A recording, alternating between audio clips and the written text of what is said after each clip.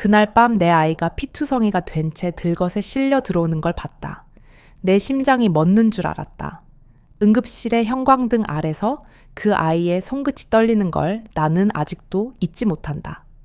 의사는 말없이 눈을 피했고 간호사는 내 등을 두드리며 말했다. 심각하진 않아요. 다행이요. 하지만 그 순간 나는 알았다. 그가 돌아왔다는 것을. 내가 수년간 도망쳤던 그 어둠이 이제는 내 아이를 겨냥하고 있다는 사실을. 그의 이름은 병원 기록에 없었다. 그의 흔적도 지문도 아무것도 남지 않았다. 하지만 난 확신했다. 그건 그의 방식이었다. 소리 없이 접근해 숨 쉴 틈도 없이 무너뜨리는 방식. 나는 무너지지 않았다. 아니, 정확히 말하자면 무너질 여유조차 없었다. 아이의 손을 꼭 쥐고 침대 옆에 앉아 나는 다짐했다. 이번엔 도망치지 않겠다고. 이번엔 끝까지 간다고. 병실 창밖으로 비가 내렸다. 그날처럼. 처음 그에게서 도망치던 날처럼. 오래전 내가 단 하나의 트렁크를 들고 밤기차를 타던 그 순간처럼. 나는 예전에 그를 피하기 위해 모든 걸 버렸다. 내 이름, 직업, 친구, 심지어 가족까지. 그와 얽힌 모든 기억을 내 삶에서 지워야만 했다. 그렇게 해서라도 살아남고 싶었다. 하지만 이제 그는 내 아이에게 손을 뻗었다. 이건 나의 문제가 아니라 내 아이의 인생이 걸린 일이었다. 나는 더는 숨을 이유가 없었다. 나는 병실을 나섰다. 그 순간부터 나는 다시 나였다. 숨지 않고 피하지 않고 그를 향해 걸어가는 나. 잊은 적 없는 이름과 얼굴을 떠올리며 나는 다시 시작했다. 첫 번째 방문지는 오래된 창고였다. 그와 내가 처음 만났던 곳. 지금은 폐허가 된 공장 한켠의 작은 사무실. 문은 녹슬어 있었고 안은 먼지로 가득했다. 하지만 책상 위엔 최근에 남겨진 흔적이 있었다. 하얀 서류 봉투. 그 위에 적힌 글자. 네가 결국 돌아올 줄 알았다. 순간 등골이 서늘해졌다. 나는 아무 말 없이 봉투를 열었다. 그 안엔 한 장의 사진과 USB. 사진 속에는 내 아이와 내가 모르는 남자가 함께 있었다.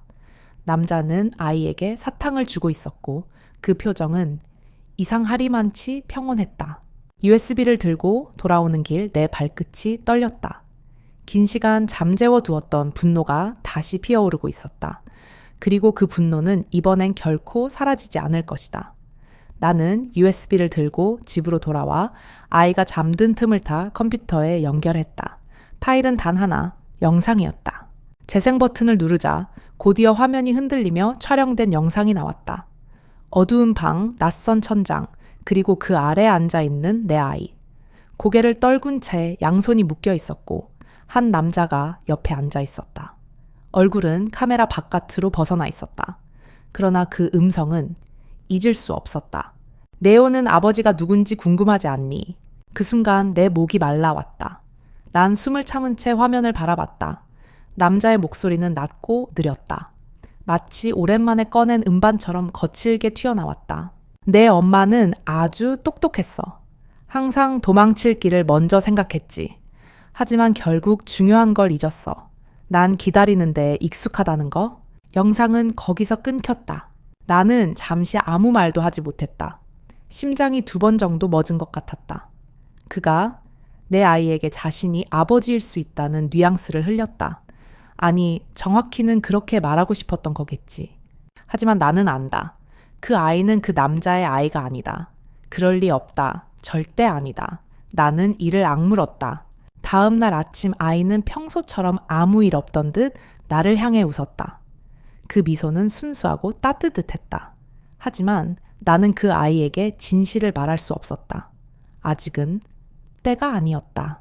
대신 나는 움직이기 시작했다. 그의 과거, 그의 흔적, 그가 다시 살아난 지점들을 하나씩 되짚었다. 나는 그가 예전에 자주 들르던 골동품점을 찾아갔다.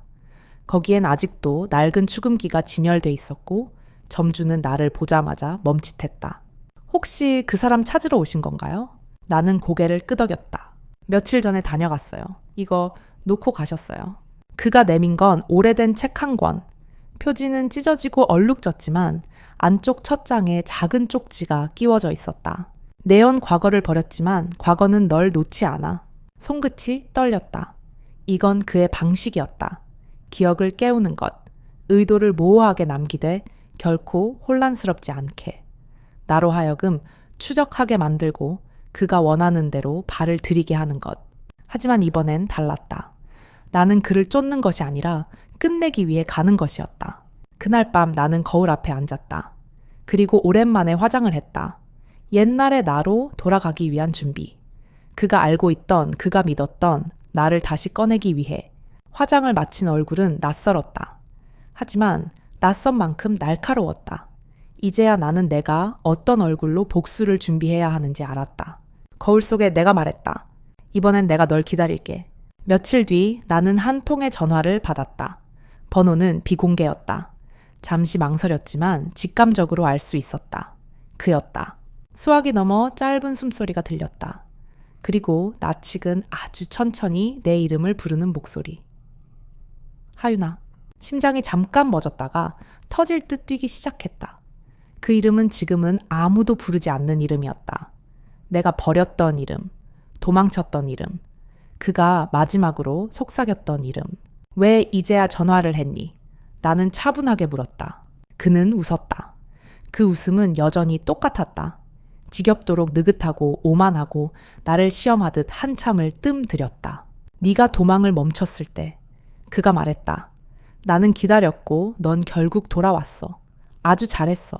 나는 침착함을 잃지 않으려 애썼다. 내가 널 찾고 있다는 걸 알고 있었군. 넌 항상 나를 다시 찾을 거였어. 왜냐하면 그가 말을 멈췄다.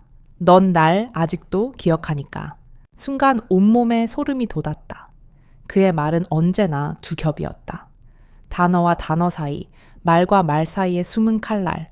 그게 그였다. 그리고 나도 더는 그 칼날을 피해 도망치지 않기로 한 것이다. 나는 숨을 고르고 말했다. 이번엔 네가 도망칠 차례야. 전화를 끊고 난 뒤 나는 곧바로 짐을 쌌다. 그가 지정한 장소는 오래된 기차역 근처 폐쇄된 화물창고였다. 예전에도 그와의 마지막 싸움은 그런 곳에서 시작됐었다. 시끄럽고 낡고 세상으로부터 멀리 떨어진 곳, 도움을 청할 수 없는 장소. 아이를 친구에게 맡기고 나는 창고로 향했다. 가는 내내 뒷자리에 낡은 트렁크 하나를 실었다. 그 안엔 그의 흔적을 없애기 위한 준비물들이 들어있었다. 창고 앞에 도착했을 때 이미 해는 저물고 있었다. 황혼 속에서 창고는 그림자처럼 우뚝 서 있었다. 문은 반쯤 열려 있었고 안에서는 불빛이 새어나왔다. 나는 숨을 크게 들이쉬고 그 문을 밀었다. 안은 생각보다 조용했다. 먼지 낀 공기 속에서 내 발소리만 메아리쳤다. 그때였다. 닥. 형광등 하나가 켜지며 천장에서 빛이 쏟아졌다. 그리고 그 빛 아래 그가 있었다. 검은 정장을 입고 손에는 한 장의 사진을 들고 있었다. 그 사진은 나와 내 아이. 잘 컸더라. 그가 말했다. 나를 정말 닮았어. 나는 멈춰섰다. 헛소리 하지 마. 그는 어깨를 으쓱했다. 넌 늘 진실을 거부했지. 감정으로 밀어붙이고 기억을 선택적으로 지워버렸어. 그가 걸어 나왔다. 이번엔 끝장을 보자. 피하지 말고. 나는 트렁크를 열었다. 그 안엔 오래된 녹슨 쇠망치, 손전등 로프, 그리고 한 장의 종이가 있었다. 종이 위에는 그가 과거에 지었던 모든 죄목이 적혀 있었다. 이건 단순한 복수가 아니라 심판이었다. 내가 널 부르기 전에 먼저 벌을 준비해왔다. 나는 낮게 말했다. 그의 미소가 희미해졌다. 눈빛이 바뀌었다. 그리고 그 순간 나는 확신했다. 이번엔 내가 주도하고 있다는 것을. 그는 천천히 다가왔다. 예전처럼 여유 있는 걸음걸이. 하지만 나는 그가 지금 떨고 있다는 걸 알 수 있었다. 눈빛이 흔들렸고 손끝이 경직돼 있었다. 그는 알고 있었다. 이번엔 내가 달라졌다는 걸. 그래서 넌 나를 어떻게 하려고? 그가 물었다. 하지만 그 목소리엔 더 이상 확신이 없었다. 그건 두려움이었다. 나는 한 걸음 앞으로 나아갔다. 트렁크 안에서 로프를 꺼내며 말했다. 똑같이 해줄게. 네가 나에게 했던 모든 걸 너한테 그대로. 그의 표정이 일그러졌다. 넌 그런 사람 아니잖아. 그가 말했다. 넌 착했어. 따뜻했고 상처받았지만 남을 해치지 못했어. 그게 너였잖아. 나는 웃었다. 아주 천천히. 그 말은 맞다. 나는 착했었다. 하지만 그 착함은 그가 뭉개버렸다. 그 따뜻함은 그의 손으로 얼어붙었다. 나는 이제 더 이상 그때의 내가 아니야. 나는 대답했다. 넌 날 그렇게 만들었어. 그러니 책임져. 그 순간 그는 내게 달려들었다. 예상보다 빠른 움직임이었다. 하지만 나는 준비돼 있었다. 몸을 틀며 그의 손목을 붙잡고 그대로 바닥으로 내리쳤다. 비명 섞인 숨소리. 그의 어깨가 바닥에 부딪히며 끔찍한 소리를 냈다. 나는 로프를 휘둘러 그의 손목과 발목을 묶었다. 그는 몸부림쳤지만 늦었다. 왜 이렇게까지 하는 거야? 그가 말했다. 우린 사랑했잖아. 그 말에 나는 숨을 멈췄다. 사랑. 그 단어는 너무도 오래 전에 내 안에서 죽었다. 그와 함께 무덤 속에 묻힌 줄 알았다. 하지만 지금 그 말은 다시 날 찔러왔다. 나는 손을 떨며 말했다. 넌 그걸 사랑이라 불렀지만 나는 그걸 지옥이라 불렀어. 나는 트렁크에서 마지막 물건을 꺼냈다. 녹음기였다. 그가 과거에 했던 말들, 나를 협박했던 음성, 나를 무릎 꿇게 했던 증거들. 나는 그것을 그의 앞에 틀었다. 그는 아무 말도 하지 않았다. 그 음성을 듣고 있는 그의 눈동자는 점점 흐려졌다. 그리고 고개를 숙였다. 너 날 죽이려고 왔구나. 나는 대답하지 않았다. 내가 말할 필요는 없었다. 그는 이미 알고 있었으니까. 하지만 난 그를 죽일 생각은 없었다. 아니, 어쩌면 아주 잠깐은 그랬을지도 모른다. 하지만 죽음은 그에게 너무 쉬운 해방일지도 모른다고 생각했다. 네가 했던 것처럼 나도 널 남김없이 망가뜨릴 거야. 나는 속삭였다. 네가 잃을 수 있는 모든 걸 지켜보게 만들고 그 후에야 너를 끝내줄 거야. 그는 웃음을 터뜨렸다. 그러나 그 웃음은 쓴 울음처럼 들렸다. 역시 너는 내 작품이야. 그 말에 나는 다시 차가운 분노를 느꼈다. 그는 끝까지 자신이 우위에 있다고 믿고 있었다.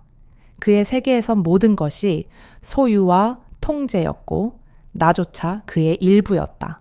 나는 천천히 몸을 일으켰다. 그리고 마지막으로 그를 내려다보며 말했다. 아니, 넌 이제 내 이야기에서 끝났어. 밖은 다시 비가 내리고 있었다. 창고 지붕을 두드리는 빗소리 아래 나는 그를 남겨두고 밖으로 나왔다. 복수는 아직 끝나지 않았다. 하지만 방향은 명확해졌다. 이제 내가 움직일 차례였다. 계획은 시작됐고 그는 곧 모든 걸 잃게 될 것이다. 단 한 사람만을 위해, 내 아이를 위해, 그리고 나 자신을 위해. 새벽이 밝아올 무렵 나는 창고 문을 닫고 돌아섰다. 무언가 결정적인 것이 끝났고 또 동시에 시작되었다는 기분이 들었다. 긴 시간 억눌러왔던 감정들이 뒤섞여 속이 메스꺼울 정도였다. 그는 아직 그곳에 남아있다. 묶인 채 아무런 도망길도 없이. 그리고 나는 그의 목숨보다 더 잔혹한 벌을 준비하고 있었다. 나는 집으로 돌아오지 않았다. 그날 이후 나는 새로운 이름으로 다시 태어났다. 그리고 오래전 연락을 끊었던 기자 지인을 찾아갔다. 그는 나를 보자마자 놀랐다. 설마 진짜 너야? 나는 대답 대신 USB를 꺼내 책상 위에 올려놓았다. 이 안엔 뉴스가 아니라 진실이 있어. 누군가의 커리어를 망치고 세상을 뒤집을 만큼. 그는 USB를 집어들며 말했다. 네, 이건 위험한 게임이야. 그래서 너한테 맡기는 거야. 나는 침착하게 말했다. 세상은 몰랐던 진실을 마주해야 하고 그는 그 진실 앞에서 무너져야 해. 기자는 고개를 끄덕였고 나는 자리에서 일어섰다. 그 순간 그의 눈빛이 달라졌다. 넌 정말 끝까지 갈 생각이구나. 나는 문 밖으로 나서며 작게 웃었다. 이번엔 끝이 날 때까지 끝낼 거야. 그날 밤 나는 아이의 머리를 쓰다듬으며 말했다. 엄마가 조금 멀리 다녀올 거야. 하지만 약속할게. 다신 너를 혼자 두지 않을 거야. 아이는 천진하게 고개를 끄덕였고 나는 그의 눈빛 속에서 희망을 보았다. 그게 내가 살아야 할 이유였다. 그 아이를 위해서라면 어떤 어둠도 통과할 수 있었다. 그리고 나는 준비돼 있었다. 그가 사회 속에서 어떻게 포장되어 있는지, 누구를 매수했는지, 어떤 정치적 연결이 있는지 나는 이미 알고 있었다. 나는 그의 뒷배를 하나씩 끊을 것이고 모든 비밀을 폭로할 것이다. 그리고 마지막엔 법정에서 그를 무릎 꿇게 만들 것이다. 그날이 오기까지 나는 절대 멈추지 않는다. 나는 피해자가 아니고 사냥감도 아니다. 이제 나는 사냥꾼이다.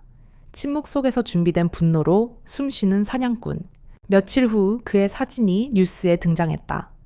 전직 기업인 미성년자 대상, 불법 촬영 혐의로 내사 착수, 여러 정치인과의 유착 관계 의혹, 과거 학대 피해자 증언, 시작.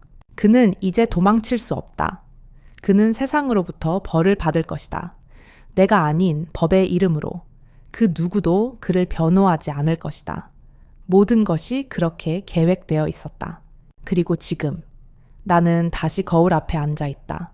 창밖으로 아침 햇살이 스며든다. 그 빛이 내 얼굴을 비추고 나는 천천히 입꼬리를 올린다.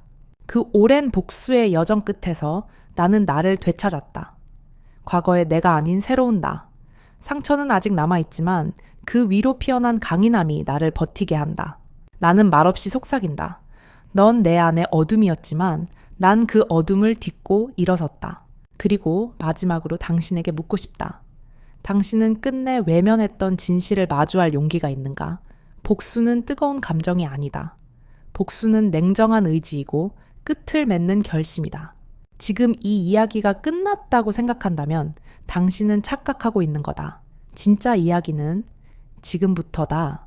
영상이 마음에 드셨다면 구독, 좋아요, 댓글로 저의 이야기를 계속 지켜봐 주세요. 당신의 작은 손끝이 저에겐 큰 힘이 됩니다.